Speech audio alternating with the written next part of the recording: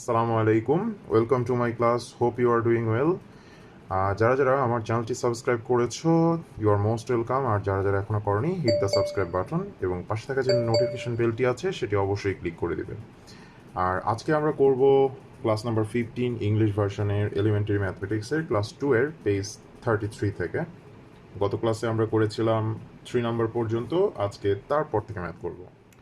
4 number, Shaila had 8 টাকা notes. শায়লার ছিল 8টি 10 অর্থাৎ 10 টাকার নোটস।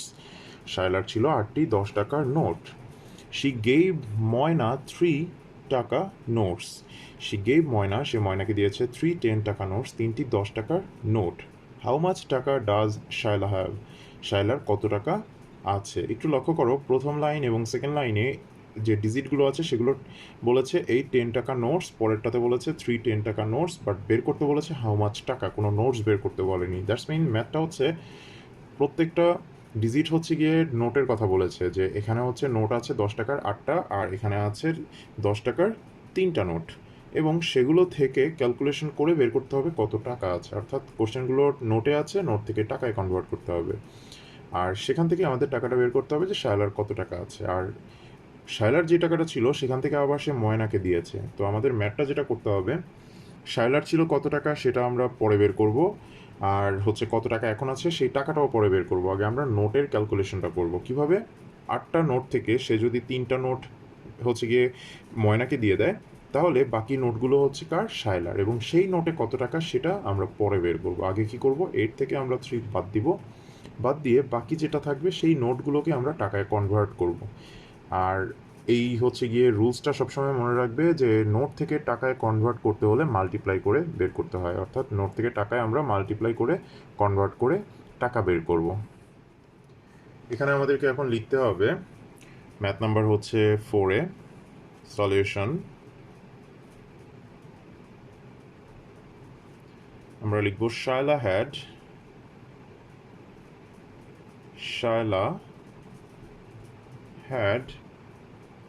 8 notes of 10 টাকা। এরপর আমরা লিখব শি গেভ ময়না, একটু পেছন থেকে লিখব যেহেতু লাইনটা একটু লম্বা আছে। She gave Moyna 3 notes of 10 টাকা। এগুলো ডট ডট দিয়ে দাও, কোনো সমস্যা নেই। এবার আমরা মাইনাস করব, মাইনাস করে নিচে আমরা দাগ টানবো, ইকুয়াল সাইন। 8 থেকে 3 মাইনাস করব, 8 থেকে 3 মাইনাস গেলে থাকবে হচ্ছে 5। এটা হচ্ছে 5 নোটস অফ 10 টাকা, আর এটা হচ্ছে শি হ্যাড। এই নোটস বের করেছি। এখন আমাদের কি করতে হবে, কোশ্চেন করেছে যে হাউ মাচ টাকা ডাজ শায়লা হ্যাভ, শায়লার কত টাকা আছে। নোট কিন্তু চায়নি, এখন নোট থেকে টাকায় কনভার্ট করব আমরা মাল্টিপ্লাই করে। তাহলে এখন আমরা লিখব যে 5 নোটস অফ 10 টাকা ইকুয়াল, অর্থাৎ 10 টাকা নোট 5টাতে কত হয়, 10 মাল্টিপ্লাই 5 ইকুয়াল 10 5s are 50 টাকা। তোমাদের সবার মনে এখন একটা কোশ্চেন আসতে পারে যে সবসময় তো স্যার এখানে হচ্ছে 2 ডিজিট হয়ে গেলে মাল্টিপ্লাইতে আমরা একটা রাফ করি, কেন আজকে এখানে রাফ করা হলো না? রাফ ছাড়া আমি ক্যালকুলেশন দেখিয়ে দিয়েছি, এবং এটাতে রাফ করবও না। কেন করবো না, যে সকল ম্যাথগুলোতে নোট থেকে টাকায় কনভার্ট করছো সেখানে মাল্টিপ্লাইয়ের জন্য রাফ করতে হয় না। তোমার যদি প্রয়োজন হয় তুমি করবে, বাট একদমই নেসেসারি না রাফটা করা। যেটা আমরা অন্যান্য ম্যাথগুলোতে মাল্টিপ্লাই এবং ডিভিশনে করে থাকি, সেগুলোতে যেটা নেসেসারি এর জন্য করতে হয়, রাফ না করলে নাম্বার কাটা হয়ে থাকে। বাট এখানে রাফ না করলে তোমার নাম্বার কাটবে না, কোনো সমস্যা নেই, এটার জন্য তুমি রাফ না করলেও চলবে। সো এখানে আমাদের 50 টাকাও আছে, এবং অ্যান্সার 50 টাকা। এটাই হচ্ছে শায়লার টাকাটা। শায়লা হচ্ছে গিয়ে এত টাকা রয়ে যাচ্ছে ময়নাকে দেওয়ার পর। Number 5, Rumi has 75 marbles. রুমির আছে 75টি marble, and Raju has 47 marbles, এবং রাজুর আছে 47টি marble. How many more or less marble, কতগুলো বেশি অথবা কম marble does Raju have then Rumi, রাজুর আছে রুমির থেকে কতগুলো কম বা বেশি। এই যে কম বা বেশি কথাটা বলা হচ্ছে, এটা কিন্তু আমরা প্রশ্নর মধ্যেই পেয়ে যাচ্ছি কার কম কার বেশি। কার কম দেখো তো, রুমির হচ্ছে 75, রাজুর হচ্ছে 47, রুমির বেশি রাজুর কম। এখন কার কম বেশি বের করতে বলেছে, how many more or less marble does Raju have, রাজুর বলেছে, তাহলে কিন্তু রাজুর কম আছে আমরা জানি, তার মানে আমরা কোশ্চেনের অ্যান্সার পেয়ে যাচ্ছি রাজুর কম আছে, সেটা কত এবং কতটা বের করতে হলে আমাদেরকে একটা ক্যালকুলেশন করতে হবে। এখন সেই ক্যালকুলেশনটা আমরা কি করব, প্লাস করব না মাইনাস করব। এখন আসো, তোমার কাছে আছে ধরো হচ্ছে 10টা মার্বেল, আমার কাছে আছে 5টা মার্বেল, আমার কম তোমার বেশি। এখন বললাম যে তোমার তুলনায় আমার কয়টা কম আছে, কি করলে, তোমার হচ্ছে 10টা থেকে 5টা, আমার 5টা, এগুলো বাদ দিয়ে দাও। অর্থাৎ আমার যতগুলো ডিজিট আছে, যতগুলো মার্বেল আছে, এইগুলো তোমার কাছেও আছে 5টা, 5টা সমান। এক্সট্রা তোমার কাছে কয়টা আছে, তোমার কাছে এক্সট্রা কয়টা আছে সেটা জানতে হলে তুমি আমার যে 5টা, এই 5টা তোমার 10 থেকে বাদ দিয়ে দাও, বাদ দিলে বাকি যে কয়টা আছে সেগুলো তোমার কাছে এক্সট্রা আছে। এখানেও সেম, রুমির হচ্ছে 75, রাজুর হচ্ছে 47। এখন রাজুরটা বলেছে কম না বেশি, অবশ্যই কম। সেটা কত কম, ওই 75 থেকে 47 বাদ দিয়ে দিলে যে কয় ডিজিট থাকবে, অর্থাৎ 47-এর তুলনায় 75 যত সংখ্যা বেশি সেটাই কম আছে রাজুর কাছে। আমরা তো জানি রুমির কাছে বেশি আছে, রাজুর কাছে কম আছে। আমরা যদি রাজুরটা বাদ দিয়ে যদি রুমির কথাও বলি যে রুমির কাছে কতগুলো বেশি আছে, অর্থাৎ 47 থেকে আমরা যদি 75, অর্থাৎ 75 থেকে 47 বাদ দিয়ে দিই, বাকি যেগুলো সেগুলো রুমির কাছে বেশি আছে। আবার সেমভাবেই রাজুর কাছে ওই কয়টা ডিজিট কম আছে মার্বেল। তাহলে আমাদের এখানে কাজ হচ্ছে 75 থেকে 47 মাইনাস করা, মাইনাস করলে যেগুলো পাবো সেগুলোই হচ্ছে গিয়ে রাজুর কাছে কম আছে। এখানে যদি কোশ্চেনের রাজুর কাছে এটা না চেয়ে যে রাজু হ্যাভ দেন রুমি, যদি এটা থাকতো যে রুমি হ্যাভ দেন রাজু, তাহলেও কিন্তু আমরা বের করতে পারতাম সেমভাবে মাইনাস করে, যে ডিজিটটা বের হবে সেটা রাজুর কম আছে। যদি রুমিরটা বলতো তাহলে রুমির বেশি আছে, তখন হতো মোর কথাটা, এখন হবে লেস কথাটা অ্যান্সারে। তাহলে এখন হচ্ছে ম্যাথ নাম্বার 5 নাম্বার ম্যাথের আমরা এখন সলিউশন করব।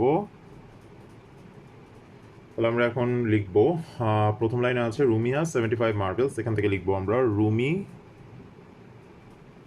Has 75 marbles.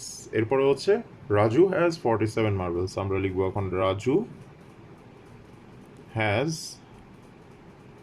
47 মার্বেলসে ডট ডট দিয়ে দিলাম, মাইনাস করব যেহেতু মাইনাস সাইন দিব, এবং নিচে আমরা কি দিব, ইকুয়াল সাইন দিব দাগ টেনে।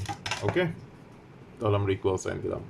এখন 5 থেকে 7 মাইনাস হয় না, 5 কে 15, 7 থেকে 15 পর্যন্ত গুনবো, হবে আমাদের 8, কেয়ারিং থাকবে 1। এবার 7 থেকে 1 বাদ গেলে 6, 6 থেকে 4 গেলে 2, 28 মার্বেলস। একটা কথা মনে রাখবে, আমরা ডট ডটটা দাগের উপরে দিতে পারবো, বাট দাগের নিচে এখানে কেউ আবার ডট ডট দিতে পারবে না, এখানে লিখতে হবে। আর এটা কার, এটা হচ্ছে রাজু হ্যাজ লেস, কম আছে, রাজুর কম আছে 28 মার্বেলস, এবং এটাই হচ্ছে আমাদের অ্যান্সার, 28 মার্বেলস। 6 নাম্বার দেখো, মাহির হ্যাজ 23 স্টোরি বুকস, মাহিরের আছে 23টি গল্পের বই। অপূর্ব হ্যাজ 17 স্টোরি বুকস, অপূর্বর আছে 17টি গল্পের বই। How many more or less, কতগুলো বেশি অথবা কম, বুকস ডাজ অপূর্ব হ্যাভ, অপূর্বর আছে দেন মাহির, মাহিরের থেকে। কোশ্চেনটা কিন্তু একই রকম, আগেরটায় মার্বেল দিয়ে করেছে কোশ্চেন, এটাতে বুক দিয়ে করেছে, এবং অপূর্বর থেকে মাহিরের কত টাকা, অপূর্বর হচ্ছে কতগুলো আছে মাহিরের তুলনায় কম বা বেশি সেটা আমাদের বের করতে বলবে। এখন দেখি আমরা অপূর্বর কম না বেশি, অপূর্বর কম আছে, তাহলে আমাদের অ্যান্সারটা হবে লেস, লেসে হচ্ছে অ্যান্সারটা বের করতে হবে, এবং সেটা কত কম বের করতে হলে আমরা 23 থেকে 17 মাইনাস করবো। অর্থাৎ একই রকম ম্যাথ, একই রকম ম্যাথ, একই রকম হচ্ছে গিয়ে আমাদের ক্যালকুলেশন, শুধু এখানে নামটা চেঞ্জ হয়ে গিয়েছে। এই যে দেখো, এই হচ্ছে গিয়ে কোশ্চেনের হচ্ছে গিয়ে এই যে মার প্যাচগুলো থাকে এক্সামের সময়, কোশ্চেনগুলো চেঞ্জ করে দেয়া, এটা কিন্তু বইতেও কিন্তু মাঝে মধ্যে দিয়ে থাকে। বইতে উপরেরটায় মার্বেল ছিল, এখানে স্টোরি বুকস দিয়েছে। আগেটায় রাজু আর হচ্ছে রুমি দিয়ে করেছিল কোশ্চেনটা, এখানে আবার অপূর্ব আর হচ্ছে মাহির দিয়ে করেছে। একই কিন্তু কোশ্চেন, একই ম্যাথ, জাস্ট নামগুলো চেঞ্জ করে দিয়েছে। তোমাদেরকে কিন্তু আমি যে কোশ্চেনগুলোর ডিজিট নাম এগুলো চেঞ্জ করে হচ্ছে প্র্যাকটিস করতে বলি, ঠিক এভাবেই যেটা এখন বইতে দেওয়া আছে আমাদের এই 4 নাম্বার এবং 5 নাম্বারে, 5 এবং 6 নাম্বারে এটাই কিন্তু আমি তোমাদেরকে করতে বলি অলওয়েজ। সো এভাবেই হচ্ছে বাসায় সবসময় ম্যাথগুলো প্র্যাকটিস করবে, ডিজিট নাম এগুলো চেঞ্জ করে করে, একই ম্যাথের বারবার কোশ্চেনের নাম ডিজিট এগুলো চেঞ্জ করে করে প্র্যাকটিস করবে। ওকে, তাহলে আমরা এই ম্যাথটা এখন কি করব, 23 থেকে আমরা 17 ডিডাক্ট করব, দেন আমরা অ্যান্সারটা বের করব। আমরা এখানে এখন 6 নাম্বার ম্যাথটা করব, সলিউশন। আমাদের কোশ্চেন আছে মাহির হ্যাজ 23 স্টোরি বুকস, তাহলে এটাই আমরা উপরে লিখবো কারণ এটাই আমাদের বড় ডিজিট এবং মাইনাস করার সময় আমাদেরকে হচ্ছে গিয়ে বড় ডিজিটটা উপরে রাখতে হয়। মাহির হ্যাজ 23 স্টোরি বুকস। তারপরে লিখবো অপূর্ব, পরের লাইন যেটা আছে যে অপূর্ব হ্যাজ 17 স্টোরি বুকস, এটাই লিখবো আমরা। অপূর্ব যে হ্যাজ 17 স্টোরি বুকস, মাইনাস করব মাইনাস সাইন, নিচে আমরা ইকুয়াল সাইন দিব দাগ টেনে। 3 থেকে 7 মাইনাস হচ্ছে না, তাই আমরা কি করব, 3 কে 13, 13 থেকে এবার 7 মাইনাস করব। এখন 7 থেকে যদি আমরা 13 পর্যন্ত গণি আমরা পাবো হচ্ছে 6, এটা একটু হাতে গুনে দেখবে এই যে এভাবে 8 9 10 11 12 13, দেখো 6। এবার ক্যারিং আছে 1, 2 থেকে 1 গেলে 1, 1 থেকে 1 গেলে 0, আর দেওয়ার প্রয়োজন হচ্ছে না, তাই 6 স্টোরি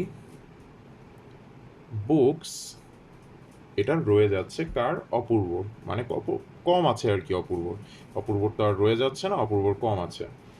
অপূর্ব হ্যাজ লেস, এবং এটাই হচ্ছে গিয়ে অ্যান্সার, 6 স্টোরি বুকস। তোমাদেরকে আমি ম্যাথগুলো করানোর সময় কিছু কিছু বিষয় বলে দিয়ে থাকি যেগুলো তোমরা খেয়াল করো আশা করি, বাট কেন বলে থাকি সেটা আমি হচ্ছে এখন বলছি। তোমাদেরকে আমি মাঝে মধ্যেই বলি সবগুলো ম্যাথ করানোর সময় মাইনাস সাইন দিব, নিচে ইকুয়াল সাইন দিব, দাগ টানবো, এই যে কথাগুলো আমি রেগুলার বলে যাচ্ছি এটা বলার কারণ হচ্ছে এগুলো দিতে হয়। তুমি মাইনাস সাইন নিচে ইকুয়াল সাইন যেটা আছে, যে আমরা দাগ টেনে নিচে ইকুয়াল সাইন দিই প্রত্যেকটা ম্যাথে, দেখো প্রত্যেকটা ম্যাথেই আছে নিচে ইকুয়াল সাইন এবং যে ক্যালকুলেশনটা করছি সেই সাইনটা, এগুলো দিতে হয় কারণ এগুলো না দিলে যে অ্যাডমিশন এক্সামগুলো হয়, অ্যাডমিশন এক্সামে বিভিন্ন স্কুলেই এগুলো হচ্ছে কেটে থাকে। আমি দেখেছি বিভিন্ন স্কুলগুলোতে যখন অ্যাডমিশন এক্সামগুলো হয় তখন এই যে বিষয়গুলো ছোট ছোট বিষয়ের জন্য নাম্বার কাটা হয় এবং এতে করে স্টুডেন্টরা অনেক পিছিয়ে পড়ে, নাম্বার কম পায়, তাতে করে পিছিয়ে পড়ে। অ্যাডমিশনটা কি, অ্যাডমিশনটা হচ্ছে কি একটা ভর্তি যুদ্ধ, যেখানে অনেক অনেক স্টুডেন্টের মধ্যে এক্সাম হবে, অনেক জায়গা থেকে বিভিন্ন ভালো ভালো স্টুডেন্ট আসবে, তখন কি হয় ভালো স্টুডেন্টের সংখ্যা বেড়ে যায়। এতে করে কি হয় যারা একটু দুর্বল বা হচ্ছে গিয়ে খারাপ স্টুডেন্ট তাদের কি হয়, তাদের অনেক পিছিয়ে পড়ার সম্ভাবনাটা বেড়ে যায়, আর যারা ভালো তাদের ভিতরে একটা বড় ধরনের যুদ্ধ হয়, এতে করে তাদের মধ্যে থেকে অনেকে হচ্ছে গিয়ে বাদ পড়ে যায়। এজন্য ছোট্ট ছোট্ট যে বিষয়গুলো আছে এই বিষয়গুলো কিন্তু তোমার লক্ষ্য রাখতে হবে, কারণ এই যে বললাম অনেক ভালো ভালো স্টুডেন্ট একসাথে হয়। তুমি দেখো তোমার একটা ক্লাসে ভালো স্টুডেন্ট কয়জন থাকে, 1 থেকে 10 পর্যন্ত খুব ভালো স্টুডেন্ট, তাই না? বাট যখন তোমার ভর্তি পরীক্ষাটা হচ্ছে তখন একটা স্কুলে ভর্তি পরীক্ষা হচ্ছে, কিন্তু সেখানে ভর্তি পরীক্ষা দিতে আসছে কিন্তু বিভিন্ন জায়গা থেকে ভালো ভালো স্টুডেন্টরা। ওকে, এজন্যই সেখানে ভালো স্টুডেন্টের সংখ্যা বেড়ে যায় এবং তাদের সাথে যারা হচ্ছে দুর্বল স্টুডেন্ট বা হচ্ছে গিয়ে ভালো রেজাল্ট করতে পারে না তারা কিন্তু আর পেরে ওঠে না, এবং যারা ভালো তাদের মধ্যেও কিন্তু যারা একটু ছোট ছোট ভুল করে তারা অনেক পিছিয়ে পড়ে, আর সেখানে কিন্তু এই ছোট ছোট হাফ মার্কস, 1 মার্কস, 2 মার্কস এগুলোর জন্য কিন্তু অনেক পিছিয়ে পড়ে। ওকে, কারণ একই নাম্বার পেয়ে কিন্তু অনেকেই হচ্ছে গিয়ে নাম্বার পায়, যেমন যে হচ্ছে 50-র ভিতরে 49 পাচ্ছে এরকম কিন্তু অনেকেই পাচ্ছে 49, আবার যারা হচ্ছে গিয়ে 48.5 পাচ্ছে তারা কিন্তু অনেকেই পাচ্ছে 48.5। তো এভাবে কিন্তু অনেকে পিছিয়ে পড়ে। এখন 49 যদি 10 জন পায়, 10 জন থেকে কিন্তু ওই যারা 48.5 পেয়েছে তারা কিন্তু 10 জনের পিছনে চলে যাচ্ছে। ঠিক সেমভাবে 48.5 যারা পাচ্ছে, মনে করো আরও 10 জন, সেই 10 জন থেকে কিন্তু বাকি 48 যারা পেয়েছে তারা 10 জনের পিছনে চলে যাচ্ছে। এখন একটা স্কুলে নেয় বা কয়জন? দেখা গিয়েছে ভর্তি পরীক্ষাগুলোতে একটা হচ্ছে গিয়ে বাংলা ভার্সনের জন্য থাকে দেখা গিয়েছে 200 বা 300 সিট, ইংলিশের জন্য থাকে হয়তো বা 100 বা 200 সিট এক একটা স্কুলে। তো তুমি যে এলাকায় এক্সাম দিবে সেখানে স্কুল কয়টাই বা থাকে, 2টা 3টা থাকে। একটা হচ্ছে গিয়ে স্কুলে যদি 100 200 300 সিটের জন্য এক্সাম দেওয়া হয়, আর এক একটা এক্সামে যখন দিচ্ছে তখন নাম্বার যদি এক একজনই হচ্ছে 10 জন একই নাম্বার, 20 জন একই নাম্বার করে যদি হচ্ছে গিয়ে পায়, তাহলে কিন্তু তুমি এক্সাম দিচ্ছ প্রায়, তোমরা ধরো এক একটা এক্সামে প্রায় 600 700 বা আরও বেশি হচ্ছে এক্সাম দিচ্ছ, তাহলে তুমি কিন্তু অনেক পিছিয়ে যাবে। এই হাফ মার্কসের জন্য।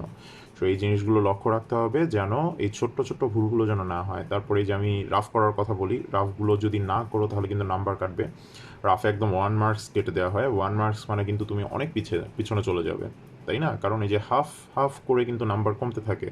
1 মার্কস মানে তুমি টোটাল 2 ধাপ পরে চলে যাচ্ছ। ওকে? এই জিনিসগুলো লক্ষ্য রাখতে হবে। এগুলো যদি লক্ষ্য না রাখো তাহলে কিন্তু রেজাল্ট ভালো করতে পারবে না। অ্যাডমিশন এক্সামে তোমার চান্স পাওয়ার সম্ভাবনাটা কমে যাবে। ঠিক আছে? সো আমার কথাগুলো সবসময় মনোযোগ সহকারে শুনবে।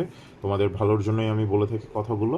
সবসময় যদি আমার কথাগুলো লক্ষ্য করো এবং ফলো করো এবং সেভাবে যদি আমার গাইডলাইন অনুযায়ী যদি তোমরা হচ্ছে গিয়ে ক্লাসগুলো করো এবং মেনটেন করে পড়াশোনা করো তাহলে দেখবে ভালো করতে পারবে।